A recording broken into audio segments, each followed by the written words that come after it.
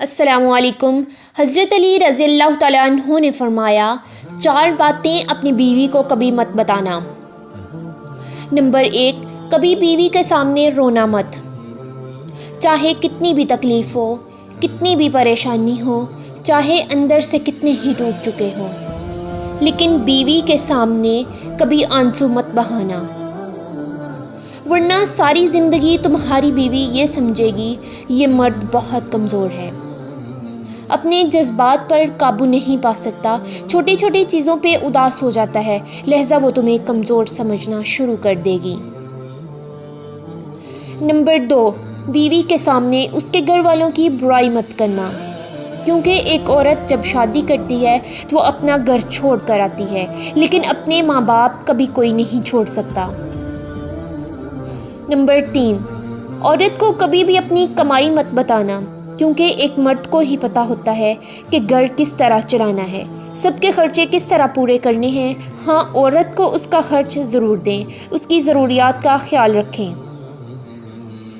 Number 4، اپنی بیوی کے سامنے کبھی اپنے گھر والوں کی برائی مت کرنا، کیونکہ اس طرح تم خود ہی اس کی نظر میں اپنی عزت ختم کر دو گے۔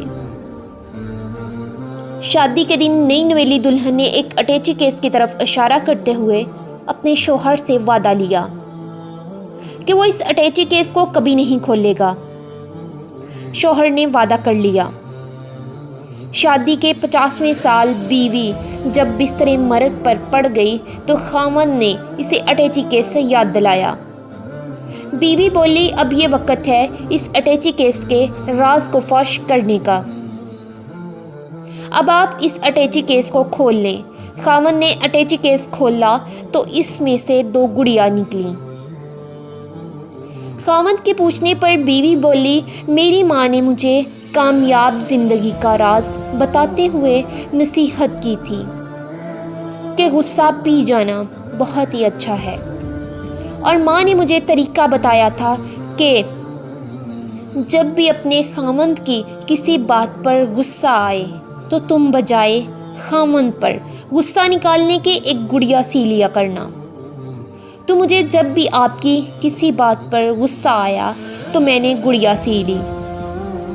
خاوند 2 گڑیا دیکھ کر بہت خوش ہوا کہ اس نے اپنی بیوی کو کتنا خوش رکھا، کیونکہ بیوی نے 50 سال کی کامیاب زندگی میں صرف 2 گڑیا ہی بنائی تھیں۔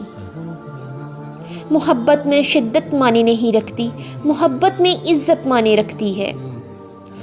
ایک ہوتا ہے کسی کو اپنی طبیعت کے مطابق ڈھال لینا، اور دوسرا ہوتا ہے کسی کی طبیعت کے مطابق ڈھل جانا۔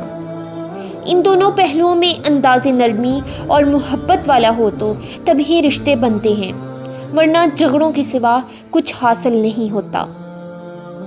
اللہ تعالیٰ نے دنیا میں جو سب سے پہلے رشتہ بنایا وہ میاں اور بیوی کا ہی رشتہ تھا، اور پھر باقی سارے رشتے اس کے بعد بنائے، اور پھر یہ رشتہ تو ہے بھی ایسا کہ کتنی بھی دھوپ چھاؤں آئے، اس رشتے میں ایک دوسرے کے بغیر گزارا ممکن ہی نہیں۔